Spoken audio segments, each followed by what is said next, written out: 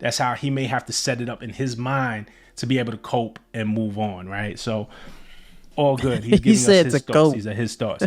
Even my brothers got tickets. I don't know for sure. I have no way of knowing, but again, it's called Fighting Irish, right? Who did Bron play for in high school? He played for the Irish. I think this is about LeBron. Oh, maybe alluding to a few of his friends, but I think he's envisioning Bron when he raps this. He's seeing. I Bron didn't even think about that. He's seeing Bron enjoy this beef as we all did, as rap fans, as we all did. Oh damn! I didn't even think about that. So he's going through his feelings, addressing things. World fell in love with the gimmicks. Even my brothers got tickets. Seemed like they loved every minute. Okay, so now it started to make sense because it was called Fighting Irish, and I wondered that. I was like, why did he name it Fighting Irish? What does that have to do with anything? But yeah, now it's starting to make sense because Bron was, and then I know y'all probably saw the video of Bron at his birthday party, rapping "Man at the Garden." So yeah, I'm pretty sure Drake probably saw that. It was like, you know what? Drop the freestyle.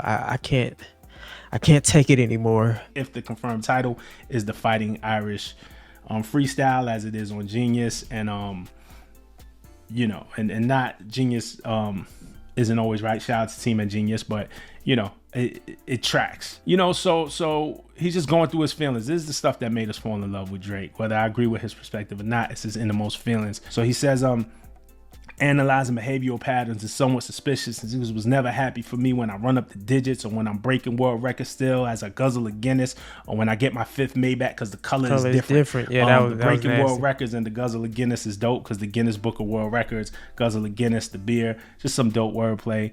Look, man, the whole thing is woe is me. Is basically him claiming he doesn't get the same praise, or at least he doesn't feel the same praise. I think he does. Look, man. When he was his breaking feelings, that Michael Jackson man. record, everybody was reporting on it. But look, he was in his Drake's been feelings. winning for so long. Well, he has never had to take a L like this in front of everybody. Not embarrassing that is. And this probably is the Drake, the Degrassi Drake. Because you got to think about it. The Drake that you see out in public, that's the person who he's built up to face the world. You know what I mean? That's what the money can afford you. But deep inside, like, we're all still that person. You all still have those fears and insecurities.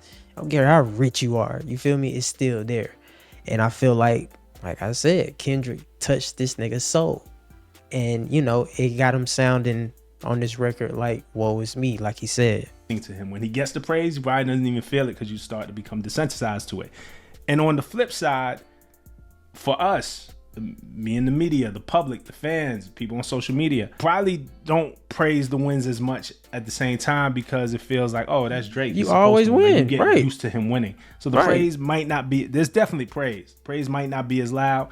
And also, but he doesn't feel it anymore, is desensitized. And Drake has said this before. He's talked a lot about how he doesn't feel like he gets the love he deserves. And I mean, the guy has gotten plenty of love for 15 years. Every song that Drake drops went number one the last couple of years. I don't know which one didn't. So he says, remember we traded watches. I gave you the Arabic dial. You gave me the numbered edition.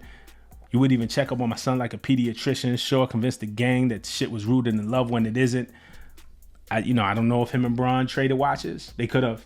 I think naming it Fighting Irish is very clever because it's kind of hidden. So, but I do think it is a shot at LeBron. As you know, LeBron and Drake were very close, best of friends. And then, when the whole beef happened, LeBron showed up at the concert. You see him rapping Kendrick lyrics. He had the game yelling mustard. He had his birthday party rapping Man at the Garden. And, that used to be reserved for Drake. Like, Drake was that guy that, LeBron championed. And it just feel like, he got his feelings hurt. I mean, your feelings would be hurt too, right? If you got, he got LeBron tatted on him. You understand? Like, first of all, I'm not doing that shit anyway. I'm not tatting no other man on me. Like, nah, that's not how I move. But like you said, that he's hurt right now. And what Kendrick did, and he feel like everybody turning on him. At least it'll make for some great music in the future. But yeah, man, it's the Kid Ríez. And until next time, ladies and gentlemen, make sure y'all be safe, stay carefree, and I'll catch y'all later. Peace.